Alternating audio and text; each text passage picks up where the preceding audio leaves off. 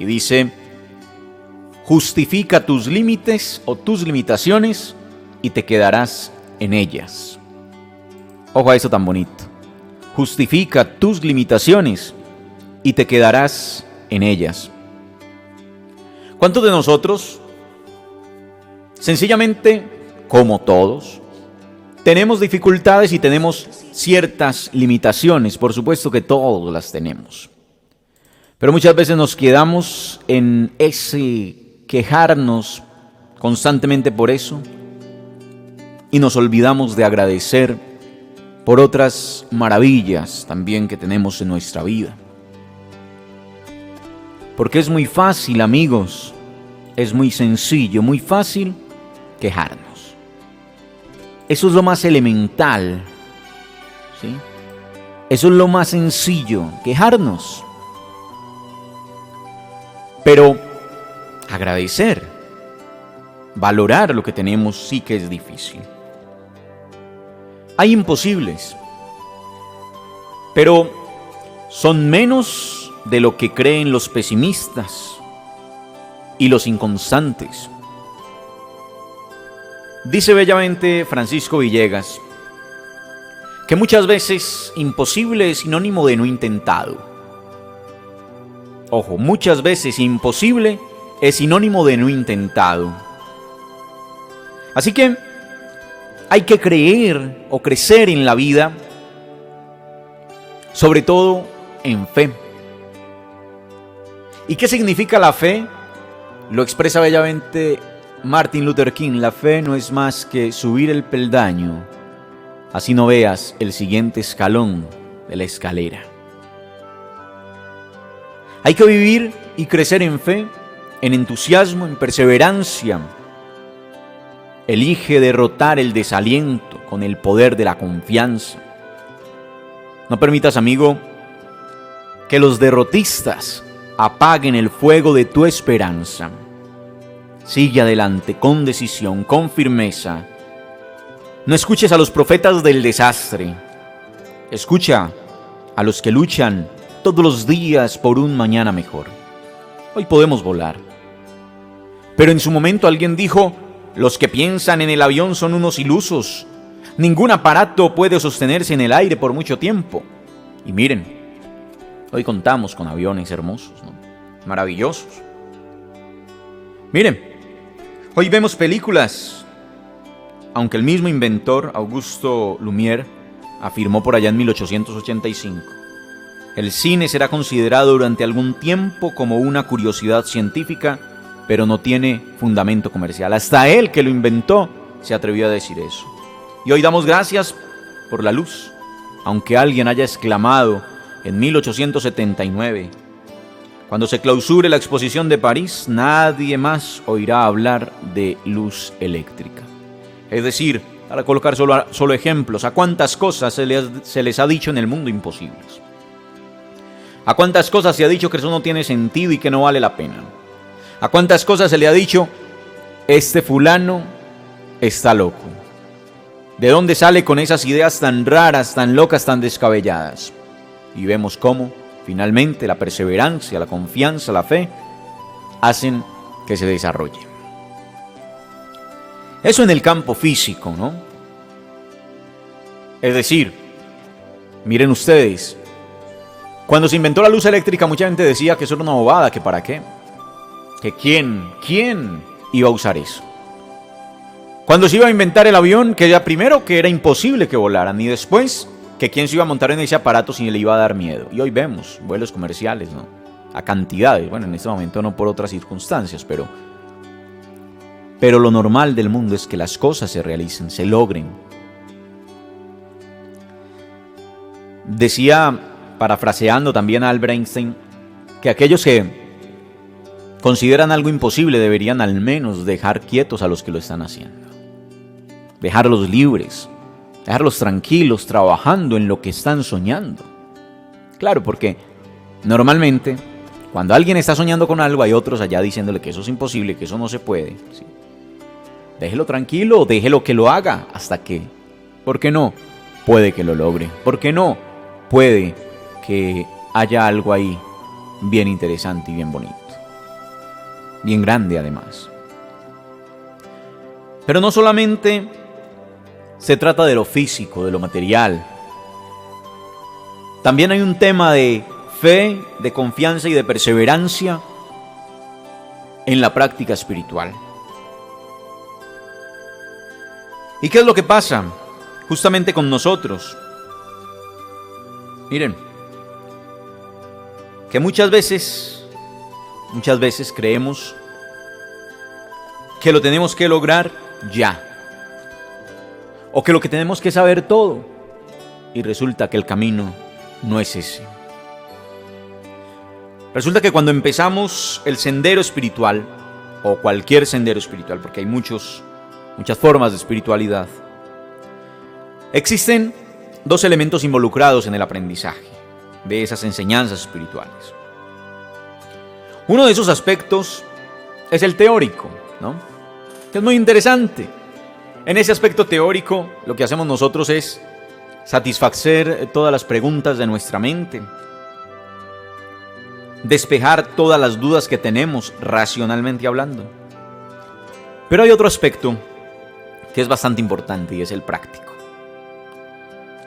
¿Cuál es ese elemento o ese aspecto práctico? Incluso en muchas ocasiones es más importante que el aspecto intelectual o que el aspecto teórico. ¿Sí? ¿Por qué? Porque en ese aspecto práctico nosotros experimentamos las verdades espirituales por nosotros mismos, allá en las profundidades de nuestra alma. Ya no es por lo que nos contaron, ya no es por lo que nos dijeron, ya no es por lo que dijo el uno, lo que dijo el otro, lo que dijo aquel santo, lo que dijo aquel maestro. Ya no es por eso, ya es porque tú mismo lo vives a plenitud. Ahora, es importante lograr los dos aspectos, ¿sí?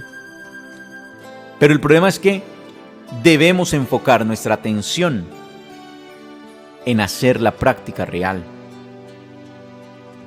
¿Para qué? Para adquirir y para obtener esa experiencia genuina. ¿Cuánta gente se la pasa en templos, en cultos, en ceremonias, en una cantidad de cosas, hablando de lo religioso sobre todo? Pero son vacíos, es decir, no logran sentir esa experiencia espiritual.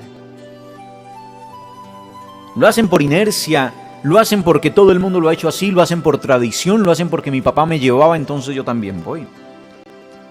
Pero no lo hacen genuinamente. Ahora, poner demasiada atención o demasiado énfasis en el aspecto teórico, es decir, en aquel racional, también puede alejarnos demasiado de esa atención en las prácticas espirituales que necesitamos realizar. Así que hay que darle respuesta a la mente, por supuesto, a esas preguntas racionales que tenemos. Pero lo que no podemos es mezclar esas luchas mentales, porque entonces se nos vuelve una telaraña de la que puede ser difícil escapar. Quiero ejemplificar un poco este punto, justamente con parte de la sabiduría budista, por ejemplo. Se dice que Buda pasó 45 años enseñando desinteresadamente las verdades espirituales. Quería ayudar a las almas a aquellas almas sufrientes, ¿sí?, para que obtuvieran la iluminación y para que escaparan de aquella famosa rueda kármica de la vida, ¿no? Buda estaba lleno de compasión y sirvió a la humanidad a costa de su propia comodidad. Se sacrificó a sí mismo también para que otros pudieran encontrar el camino de lo que en ese aspecto, en ese camino espiritual se llama nirvana. Se dice que Buda salía de gira 8 meses al año para enseñarle a las personas el camino hacia la salvación.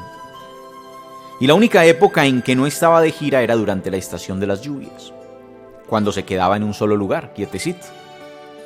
Y él dio a conocer sus enseñanzas por todo el mundo sin importar su casta, su religión, su color, su clase social. Y a todos les dio la misma oportunidad para encontrar el camino.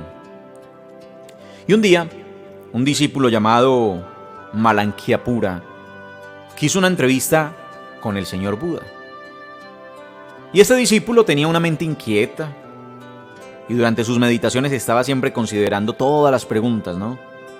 Que si el mundo es finito o infinito, que si esto es eterno, o que si el alma es idéntica al cuerpo. Esa una cantidad de preguntas que se vivía haciendo. Así que en lugar de meditar y de sosegar su mente, terminaba pasando el tiempo de su meditación pensando en esas preguntas filosóficas. Por lo tanto, durante aquella entrevista con el Buda, el discípulo le contó sobre aquellas dificultades que tenía en sus meditaciones.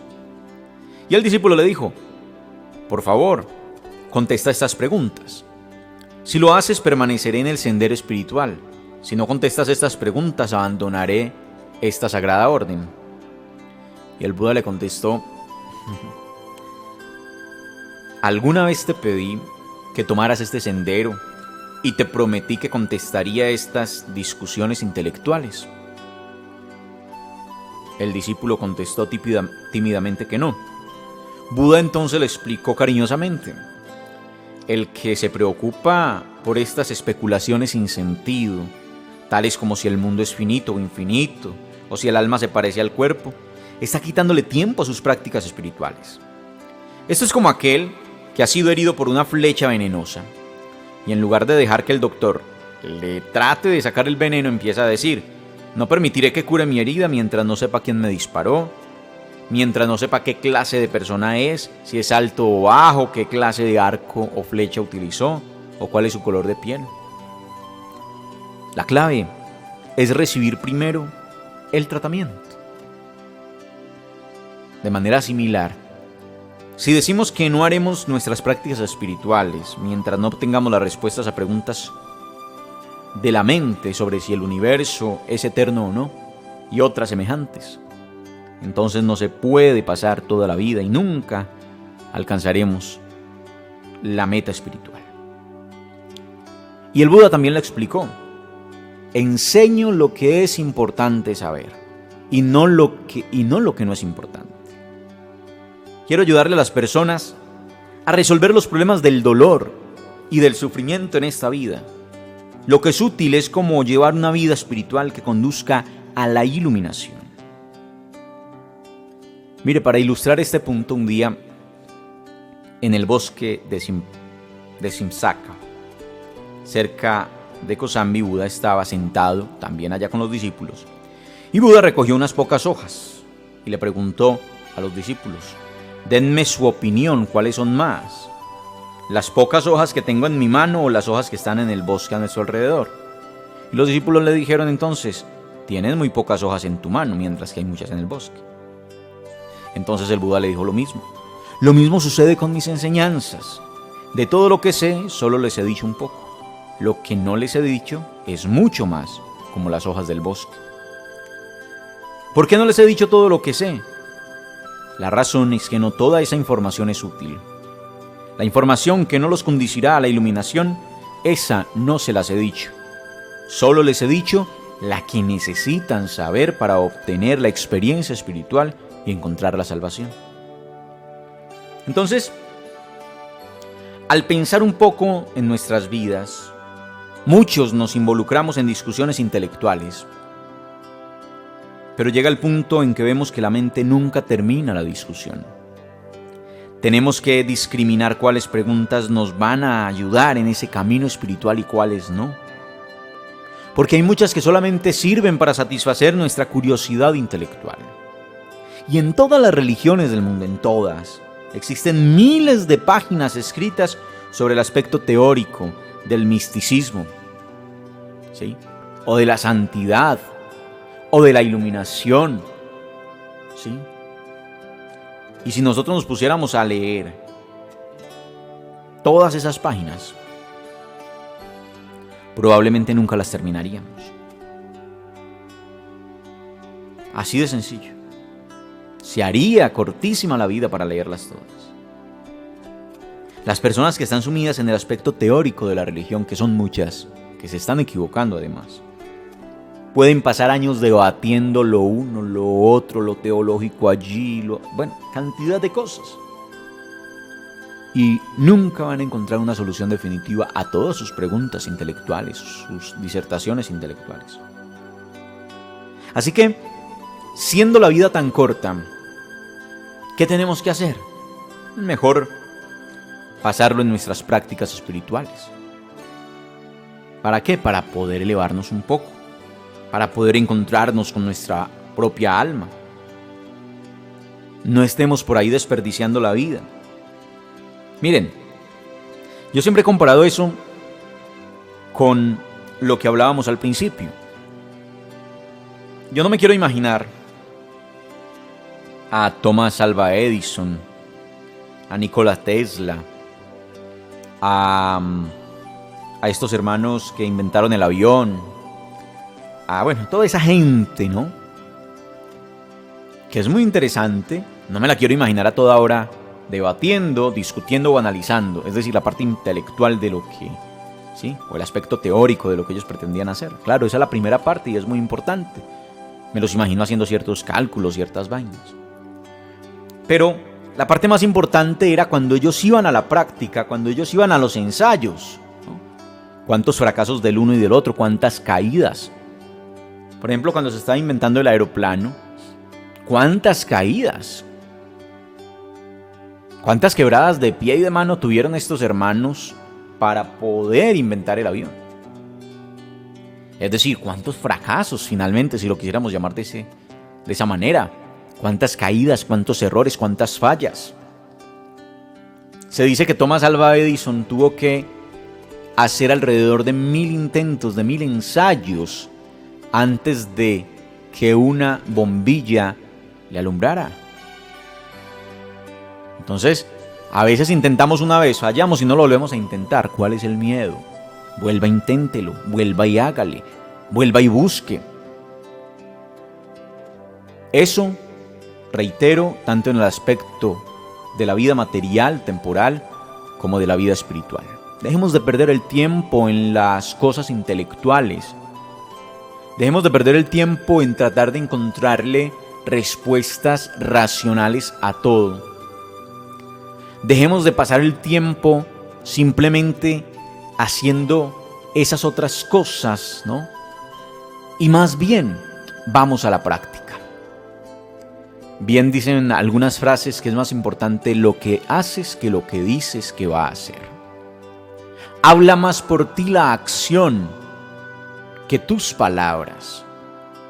Por eso se dice que arrastra es el ejemplo, no las palabras. No, los consejos, tú puedes aconsejar 1000 cosas, pero lo que arrastra es tu ejemplo. Entonces, ve a la acción. Haz lo que tienes que hacer cuando lo tienes que hacer, como lo tienes que hacer. Y si te equivocas, fallas, reconoce el error y sigue intentando. Sigue intentando. Si fallas en la práctica espiritual, que todos fallamos en ella, vuelve e inténtalo. Pide humildad, pide sabiduría, pide entendimiento, pide esas cosas fundamentales. No pidas más, sobre todo la humildad. Pide sobre todo humildad, porque cometemos el error de pensar cuando estamos en el camino de la iluminación. Cuando hablo del camino de la iluminación, puede ser un camino religioso, que ya no la sabemos todas y que el resto del mundo está equivocado porque no cree como yo creo, porque la verdad que yo digo encontrar él no la ha encontrado. Y entonces empiezo a tratarlo como si fuera menos, a mirarlo por encima del hombro. Y eso también es un error garrafal. Porque entonces se nos daña el camino de la iluminación. Porque entonces nos las creemos que sabemos todo. Y no nos las sabemos todas. Porque miren como bien lo expresa esta reflexión de hoy. Esta meditación de hoy. Cuando dice... ¿Qué es más? ¿Estas hojas que tengo en la mano o las hojas del bosque? Obvio que las hojas del bosque. Y quizá lo que sabemos es solo esas hojitas que tenemos en la mano. O como el mar. Quizás son unas pocas gotas que logramos coger en nuestra mano. Y eso es lo poco que sabemos frente a la inmensidad del océano. Porque siempre serán más los misterios que las certezas. Siempre. Por eso no te puedes quedar quieto. Porque tu vida es una vida de posibilidades, miles de posibilidades. Tú eliges una opción en cada segundo de tu vida. Y esa puede o no ser la acertada, pero no te puedes quedar pensando en cuál es la acertada. Tienes que actuar, tienes que tomar decisiones. No te puedes quedar quieto. No te puedes inmovilizar. Porque hasta quedarte inmóvil es una decisión y también trae sus consecuencias. Y cada decisión va a traer sus consecuencias. Cada decisión. Pero no por eso, no por miedo a fallar, puedes quedarte quieto. Sigue intentándolo. Recuerda lo que decía Steve Jobs, que además me encanta mucho, que la muerte quizá es el mejor invento de la vida, cuando habla de que cuando usted tiene presente su muerte, cuando la pone ahí, al borde suyo, frente a ella, pierden importancia. Todo pierde importancia frente a la muerte. Pierde sentido y pierde importancia el miedo al ridículo, el miedo a fracasar, el miedo a que las cosas no salgan, porque simplemente las haces y ya, porque quizá ya mañana sea tarde, porque quizá ya mañana ya no haya tiempo de hacerlo. Entonces, deja de preocuparte por cosas sin sentido, por cosas superfluas, y empieza a vivir tu vida de la manera adecuada. Y la manera adecuada es tu propia manera, la que encuentres, porque recuerda que el camino de la iluminación lo encuentras solo tú. Puedes tener cantidad de acompañantes, de guías, de historias, de mensajes, de consejos, pero al final, el único que tiene esa potestad de encontrar su propio camino eres tú. Muchas gracias por estar con nosotros, muchas gracias por escuchar nuestro programa. Los invitamos a seguir nuestras redes, El Camino de la Felicidad, en nuestra página de Facebook, y a seguir disfrutando de El Camino de la Felicidad. Hasta una próxima oportunidad.